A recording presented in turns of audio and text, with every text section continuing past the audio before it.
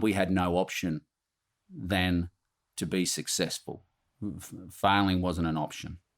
When you take every penny that you've saved for 2 decades and you put into a business that you're not knowledgeable about, you don't have any other alternative to step up to the plate incredibly quickly, because you've gambled not only your life savings, your family's future, everything on it. So if you want drive to get it right, I don't believe you can find any other way to give you the incentive to get it right.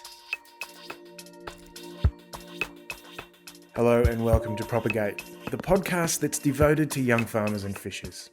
Today we're sitting down with Heath Cook, a dairy farmer in Dorrigo, New South Wales. Heath stands out a little from the herd of dairy farmers because he bought into the dairy game relatively late in life after a successful career that had nothing to do with farming. It's a fascinating story, and it's one that shows the value of setting goals and sticking to plans. And I suspect that even Heath would agree that there may be a little bit of stubbornness involved as well. My wife and I became interested in agri-Australian business probably close to 2 decades ago, 20 years. We looked at different models, and we were very, very interested in the dairy industry. So we actually, set our heart on the dairying industry. And then about 15 years ago, we became serious about looking at venturing into the dairying industry. Before that, I worked in the mining industry, Australia-based, but I was starting to dip my toe into offshore, which has pros and cons. And I was starting to not spend time at home, seeing less and less of my children and my wife, which is, that went against my my core principles. So we started looking at an exit strategy. We settled on dairying. We probably viewed dairying a little bit differently even then. A lot of people take this as a negative, but we thought it as a positive. We didn't have any intergenerational succession planning issues. So therefore, we had the freedom to purchase where we wanted to purchase with no emotional pressure from families. Of course, there's some negative there that we had to go and work for 2 decades to raise the capital and the equity to allow for us to venture in and purchase our own dairy farm. But we didn't have to therefore take over from a family member. So as I said, there wasn't that emotional connection to the land where we decided to farm. So that being said, we basically did a risk assessment. There was 10 risks associated with our business venture. 5 of them were unbreakable. So we looked at the biggest risks to purchasing in the dairy industry, and one was rain, water. That was your biggest input, we believed. Second thing was obviously market, proximity to market. Third was competition. We didn't want to have one single processor. We wanted a couple of processors to hopefully keep the price of our product up. And there was a couple of other things. At that time, I was still doing FIFO, fly in, fly out. So we needed a good airport, so I could dip my toe in the waters. Just before we changed over, I was actually running both at the same time to make sure it was going to work before I let go of the tree with one hand and found myself, like a monkey hanging onto no branches. So that was important. And also my wife had fully supported me in the mining career for 2 decades, and it was now my time to support her in her nursing career. So when we took all that in, we started at Northern Tablelands and we worked down. We went down as far as Victoria. We didn't go to Tassie. Land price was obviously an issue. Mullaney, Montville, Flaxton ticked all the boxes. Land was ridiculous and we couldn't get a foothold there. Tambourine Mountain, great proximity, obviously elevation, close to the coast, good precipitation. Yeah, we worked our way down and we found this little area here. And we were very fortunate enough to be able to purchase here. I guess dairy farms themselves are held very, very carefully by intergenerational dairy farmers. So we had to wait till one came on the market, and we were fortunate enough to be able to purchase it. You mentioned that there are pros and cons to being a blank slate or a clean skin. There's some of the pros. What are some of the cons? Raising the capital to purchase into an industry that has a return on investment at the moment less than 1%. And that's a very hard pill to swallow. So if you look at it from a purely business transaction, unfortunately, you wouldn't venture into the business now, especially on a clean slate. And so I know the next question is going to be, well, why did you do it? My financial manager at the time said, Heath, you're an idiot, and I strongly advise you against doing this. There was a bit of moral code came into this, a bit of self-worth. There's something pretty humbling and grounding about creating a product that's used by 90% of the Australians on a daily basis. There's really strong soul food knowing that everything that you do to your property benefits you and your family. I wanted something, a bit of a legacy, I guess. I wanted something a bit deeper than just having a managed fund and living off the return. I wanted to show my children that you can build a legacy if you work together, but also that the decisions you make have a ripple effect, and you'll find that even though you didn't see they would impact upon other people, they will. So there was a fair bit of ethics, I guess, or soul food that went into our decision-making process. You know, like the return on investment's very, very poor.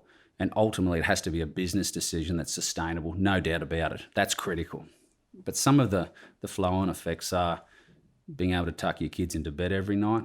As a father, being able to go to school and help with reading, kick the footy every morning before they catch the bus. And that comes across as selfish, but the truth is, you know, I was able to make memories for myself for a decade, putting my kids on the bus every morning, and that's something I'm very, very grateful for, because the circle of life is that they're leaving home now, they're fledging, and they're out. Now they're going to spread their wings and dip their toe in the waters of the world, as they should. I was very fortunate to be able to spend some time, and I've become very, very close to our three boys. And I just don't believe that I would have had that opportunity to connect with them if I had stayed down the path that I was living. So the switch from mining to farming has helped the family life. But what about the change of location? Turns out there's a few perks there as well. We're 800 metres above sea level. Our average rainfall is about 100 inches a year. A couple of years ago when the kids were a bit younger, the three boys all did nippers. So from where we are now, if we get a good run down the mountain to the coast, 45 minutes and you're in the surf. All work and no play gets to you. Like, so yesterday, I went fishing yesterday and chased a few reds around the coast. So yeah, it's a hard gig. It's a tough gig. It must be a bit of a departure from where you grew up. I was based primarily in the Northern Territory, so yeah, it's very different. There aren't so many rolling hills in the Northern Territory. Not green rolling hills, that's for sure. So yeah, it's a really special part of Australia, and we feel we appreciate it immensely for what it is. I guess, you know, ultimately we're all very proud of our own little kingdom, and we're all biased, and I think that this is a sensational part of Australia, and we're very, very fortunate to be here. We should probably stop talking it up then. Well, yeah, exactly right. Rubbish place. Don't come up here. It's horrible. You'd hate it. I think a lot of us fantasize about making huge changes to our lives, but not many of us actually do it, especially when it involves changing industries and investing large sums of money. And also, as humans, we have this strange tendency to define ourselves by what we do. So I was curious to find out about how Heath saw himself. Are you a miner who became a dairy farmer, or are you a dairy farmer who was mining? It's a hard question. I think that for me, life is not mapped out. Life is a series of adventures spliced together, and we call that a life. I'm a big believer that if you're on a path and you don't really like where that path's going, change paths, give it a crack. I think deep down, I may not have been a dairy farmer who was a miner. I think I was a farmer who became a miner. I love dairying, and I'm glad that I'm in the dairying industry, and I'm very proud and very passionate about it. What did you find harder? Was it the business side of things, or was it the actual farming side of things when you first came in? I was very naive when I entered into this industry. The learning curve was vertical. I seriously underestimated the skills and knowledge needed. And look, I'm more than happy to put my hand up and say, if it wasn't for some local people who went out of their way to mentor me, that would be Donna and Adam Darley, and it'd be Renee and Scott Connell, we would not be where we are today. They were fantastic. They wanted us to succeed. When they could see that we were failing, they interjected. You know, I owe them a lot. And that's a part of the beauty of the industry we're in. Even though we're all creating the same product, we're not in competition. I'm sure there are other businesses out there that sort of have that flexibility, but I'm unaware of them. You know, the truth is we're entering into the same market, so we're competing for market share. Yet at the farm level, there is no competition. We are there to support and help each other, and that is incredibly humbling. I think it's very, very rare. How did it feel having strangers come in and kind of show you the way? Was that a tough thing, or how did it feel at the time? No, I was actually grateful. I knew I didn't have the skills and knowledge, so I wasn't taken back. I'm pretty stubborn. I sort of learned from by trial. So some of the advice I would try and justify it, and then I'd run with it. And then as we become friends over the years, they go, you're as stubborn as a mule. You could have done this 5 years ago and be where you are. But that's cool. That's a part of what makes me me. But no, I was very lucky. I knew that we needed help, and I can't speak highly enough of them. We were very, very fortunate. That's the other side of the industry that a lot of people don't talk about, is that people actually want to see you succeed, and will go out of their way to do whatever they can to help you be so. That's, as I said before, I think that's really unique. So no, I wasn't taken back or confronted with people genuinely wanting to help. And where I'm able to, and without putting my nose in where it's not wanted, I now try to pay that forward. If I'm able to help anyone in any way, I'm more than happy. Like, we're a team, we're a family, we need to support one another. If we can help each other, how much of a better place would we be? You're not backwards about coming forwards when it comes to expressing opinion that you have. Is that something that you struggled with, or have you always been like that in this industry? I guess for the first decade in this industry, the first 10 years, I was fairly quiet, or reserved, I'll use. I was very aware that I didn't want to come in and act like a know-it-all and step on toes. But ultimately, in the last 3 years, I am watching good dairy farms that really did have good sustainable models just fall like decks of cards. Now, there comes a point in time where bad things are allowed to occur when good people don't stand up. And I really think that and I guess that's why I'm being such a outspoken advocate for dairying, is that the time has come, guys. And it also comes down to the type of people that are dairy farming. We get told, be resilient, be resilient, be resilient. I'm so tired of hearing that word. Resilient to what? We have no more resilience left. We have harvested the low-hanging fruit. We have gone to every accounting, every type of help that is out there to help us be sustainable. Ultimately, we're not making enough return on our investment. We need to ask the public of Australia, do they want a dairy industry? And if the answer is no, then tell us. We will sell up and we will leave the industry. But if the answer is yes, then we need to change the status quo. We need radical change of our industry if we're going to be here. If we want food security, if we want to be able to have clean product, if we don't want to be drinking imported product, we've already got imported cheese. And don't quote me, but I'm pretty sure that Australia is the second biggest importer of cheese from America now, only behind Mexico. So that's how free trade agreements work. So it gets back to education. Let's make sure people know what we're about, that we're a sustainable product. We follow very rigid and strict QA. And buy Australian. Be proud to buy Australian. Yes, it's not going to be the cheapest product there, but if you buy Australian, it means that your grandchildren will be able to eat Australian product.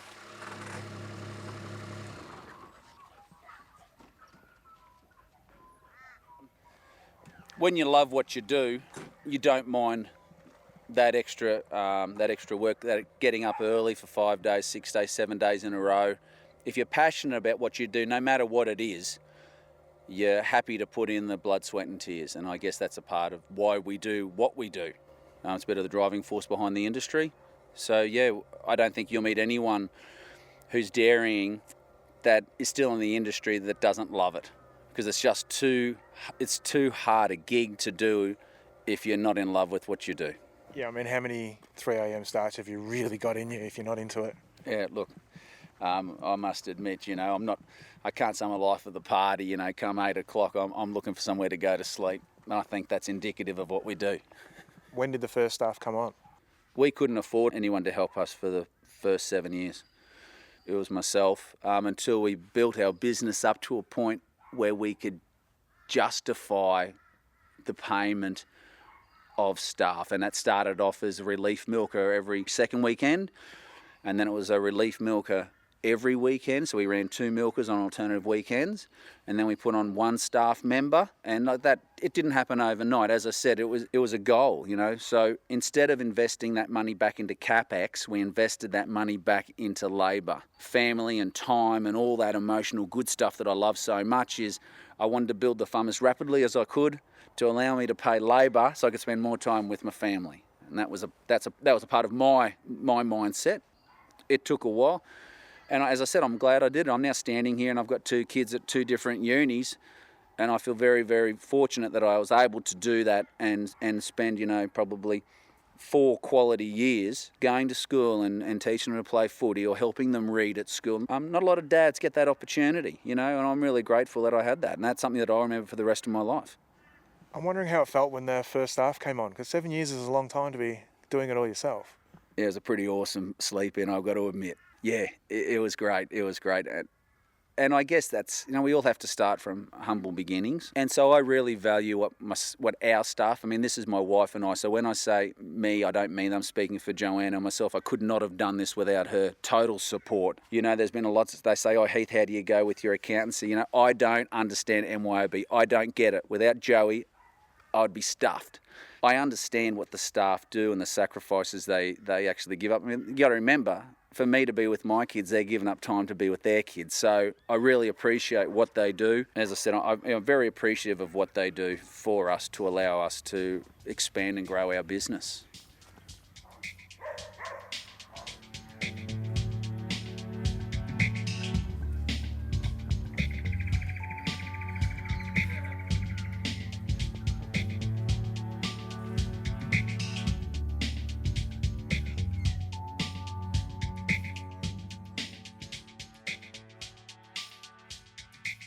Look, it's easy for me to say we want to create a sustainable business model. Yes, I guess you've heard that till you're blue in the face. We'll probably aggressively grow this dairy for another decade until I hit 55, and then we're looking at consolidating. By then, my youngest will be 26. He will know whether he's interested, and our other 2 sons will know if they're interested. So by then, if they're not interested, that's absolutely fine. My wife and I intend to give a young family a crack at it, and we want to do lease farming. Yeah, so our long-term goal is if our children aren't interested in the business, then we would like to facilitate a young family into the business for, you know, a long-term 10-year, 20-year lease arrangement. People love easy answers. So what's an easy answer for the person in the city who wants to do the right thing by a dairy farmer? Best thing you can do is not buy generic dairy product, okay? Support your local dairy industry. Cheese, yogurt, milk, whatever the product is, just buy local produce, local, fresh, quality produce. Do not buy generic anything when it comes to dairying.